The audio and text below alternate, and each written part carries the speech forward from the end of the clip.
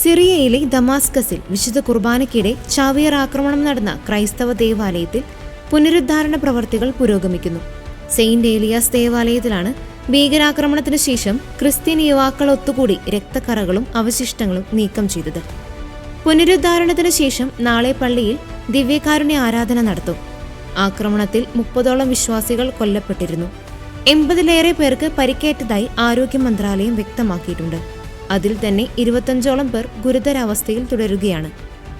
ചാവേർ ആക്രമണത്തിന് പിന്നിൽ ഇസ്ലാമിക് സ്റ്റേറ്റുമായി ബന്ധം പുലർത്തുന്നവരാണെന്ന് സിറിയൻ ആഭ്യന്തര മന്ത്രാലയം അറിയിച്ചിരുന്നു.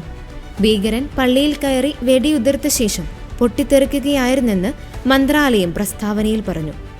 ആക്രമണത്തിൽ 2 പേർ പങ്കാളികളായിട്ടുണ്ടെന്നാണ് വിവരം. ഒരാൾ സംഭവ സ്ഥലത്ത് വെച്ച് തന്നെ പൊട്ടിത്തെറിച്ചു. രണ്ടാമന് വേണ്ടി അന്വേഷണം പുരോഗമിക്കുകയാണ്.